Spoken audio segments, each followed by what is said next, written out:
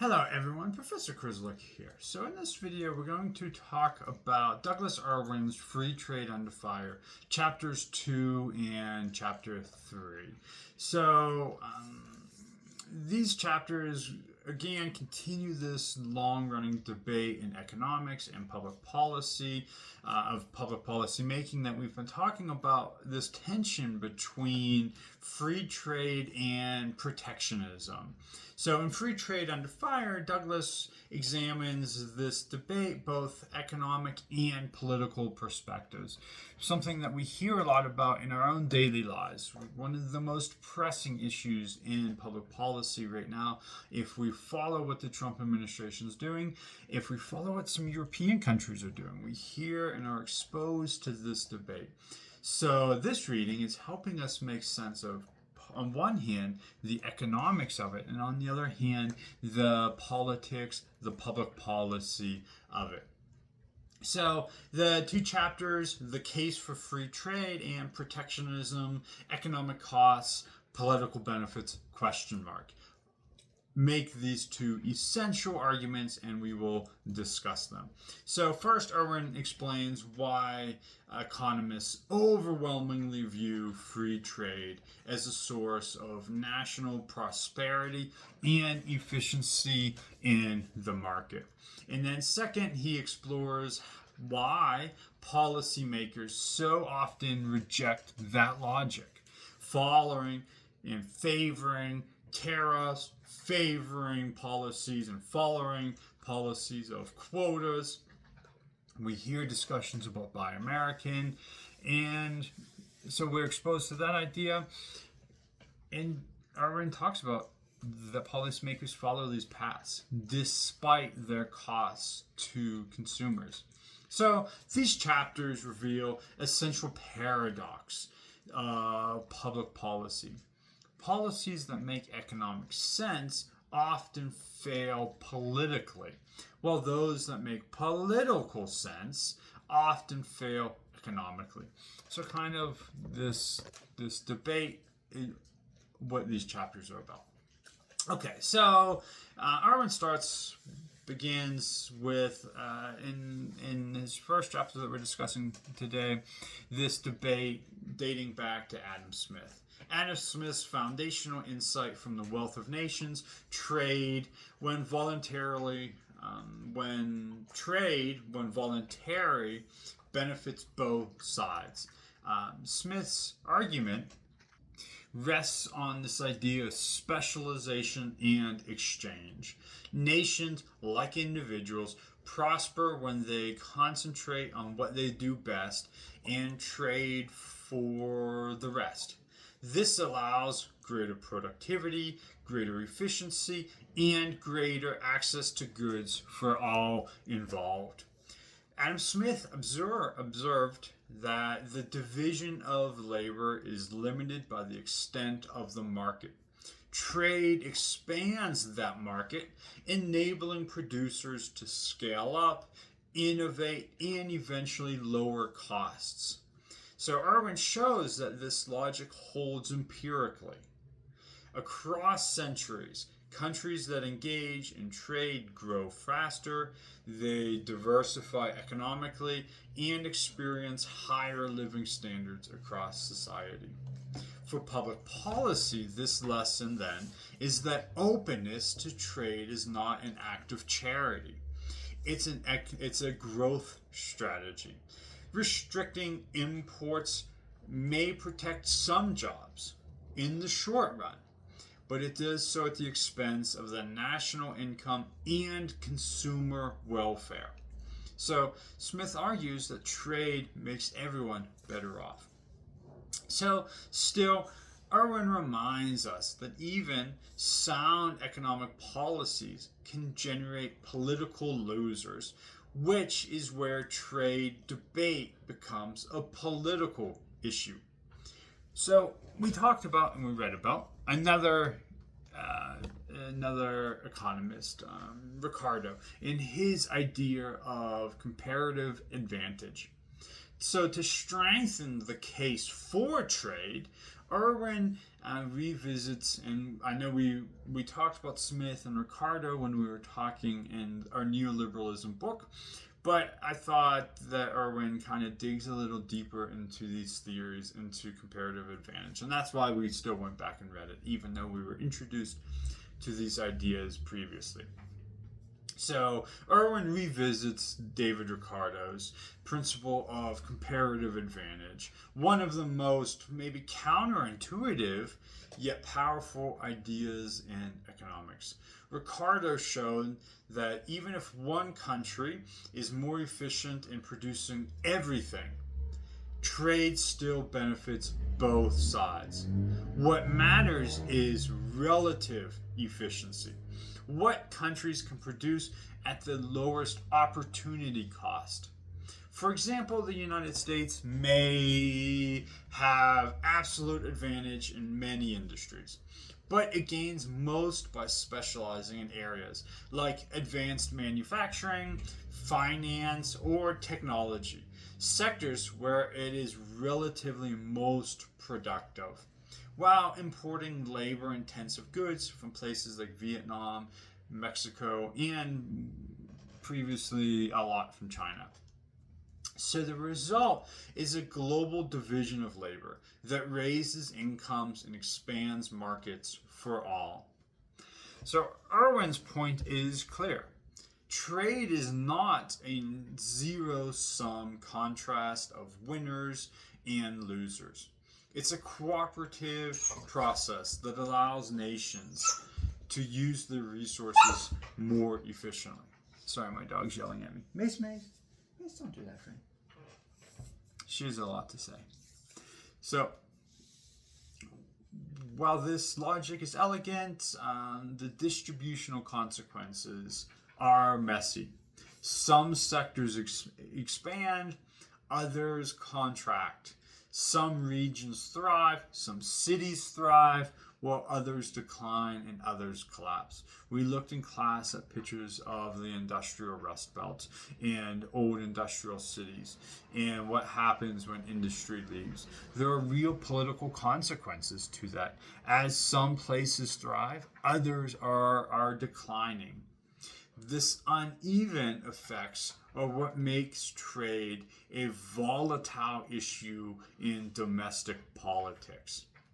So, in the next chapter, Irwin opens chapter 3 with an observation drawn again from Adam Smith. The interest of the consumer is always constantly sacrificed to that of the producer. This captures the political reality of trade. While free trade benefits societal broadly, its gains are diffuse, spread thinly across millions of consumers. We talked about and gave the example in class about if we could save a couple dollars on a shirt. At the individual level, saving $2 or $3 might not make a big difference. But when you have 330 million people buying cheaper shirts, we can see that quickly, as a whole, consumers are better off. But as an individual, we only gain that little bit from a cheaper t-shirt. So its gains are diffuse, spread thinly across millions of consumers. Protectionism, by contrast, produces concentrated benefits for small, organized groups such as steelmakers, farmers, or textile producers. These groups lobby pretty intensely for tariffs and quotas, while the general public, who pay slightly higher prices, rarely mobilize against them. This asymmetry explains why inefficient trade barriers exist. Irwin calls this the political economy of protectionism, a system where policy is shaped less by efficiency than by the ability of interest groups to organize and influence legislation. So, Irwin highlights some contemporary examples like Buy American provisions, agricultural subsidies, and anti-dumping duties. So these policies are politically popular, but he argues, economically costly. They oftentimes raise consumer prices, invite foreign retaliation, which we discussed with the soybeans, of China not buying soybeans from the United States, and distort resource allocation, all while delivering modest gains to a handful of producers. So then, Irwin brings up the true cost of protectionism. Irwin carefully documents how protectionist policies reduce national welfare. Tariffs act as a tax on consumers. They distort prices, misallocate resources, and create deadweight losses. Value that simply disappears from the economy. So Irwin highlights, to substantiate his claims, his argument, several key pieces of evidence.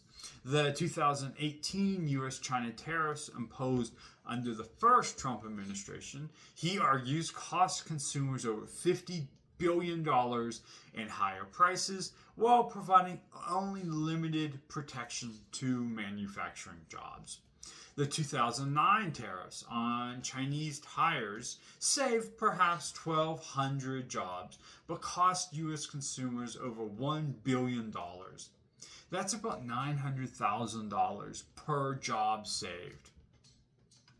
The long-standing U.S. sugar program keeps domestic sugar prices 2 to 3 times higher than world prices, transferring wealth from millions of consumers to a few hundred producers. These examples reveal how protectionism redistributes income upwards, rewarding, as according to Irwin, his argument, rewarding narrow interests at the expense of the public. Economically, protectionism, Irwin argues, is inefficient. Politically, it's also irresistible by policymakers. So then, if policymakers like it, we see that protectionism endures. Irwin argues that protectionism survives because it serves political logic, even as it violates economic logic. The benefits of protectionism: industries, unions, localities, are organized and vocal. The losers, consumers and exporters, are numerous but dispersed and largely invisible to policymaking because they can't speak in a unified voice. So beyond that, trade has become deeply symbolic. For many citizens,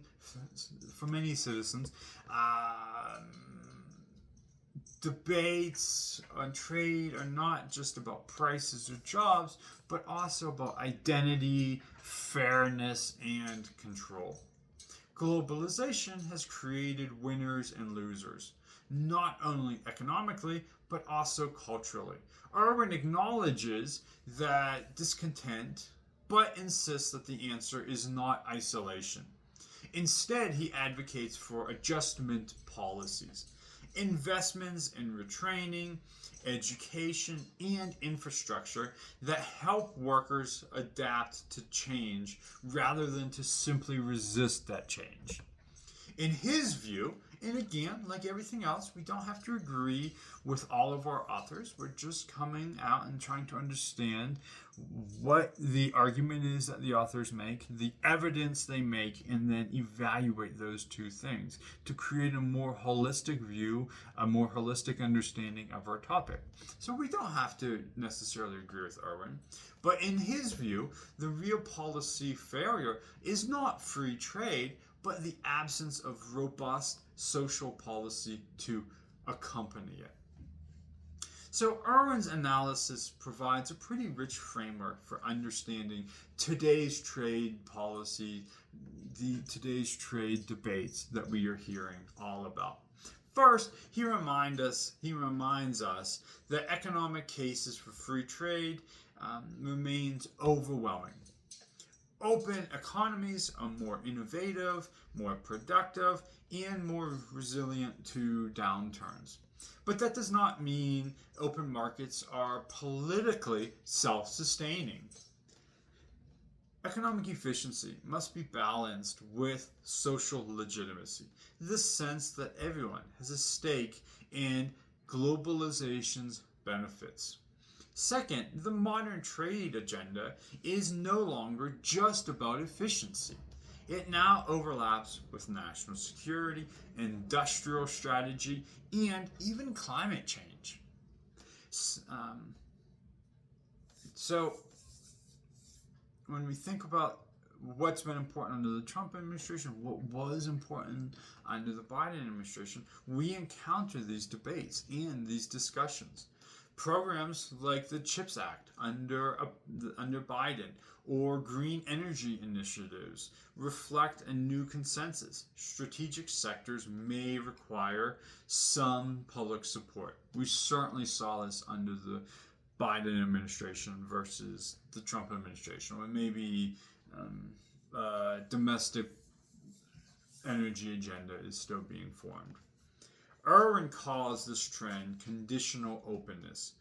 While understandable, it risks sliding into security-driven protectionism, where national interest becomes a pretext for political favoritism. The challenge for policymakers is to distinguish legitimate strategic concerns with rent-seeking disguised as patriotism. Third, globalization itself is evolving, as we know. Rather than collapsing, it's reorganizing through friendshoring and regional trade networks and that link countries with shared political values. This, Irwin argues, is kind of globalization 2.0. Less about free-flowing global markets, more about trusted partnerships and strategic resilience. Irwin's frameworks helps us see that these developments are not rejections of trade, but redefinition of trade, redefinition of a global economy. So then the goal is not necessarily isolation, but balance between efficiency and equity, openness and stability. Ultimately, Irwin's chapters argue that trade policy is public policy in its purest form. It forces governments to confront hard choices about who gains, who loses, and what the national interest really means. So, just to conclude, Irwin reminds us that trade policy is not simply an economic issue. It's also a political and a moral one. Every tariff, every trade agreement reflects a choice about values, efficiency versus fairness, growth versus security, and globalization versus sovereignty. Thank you.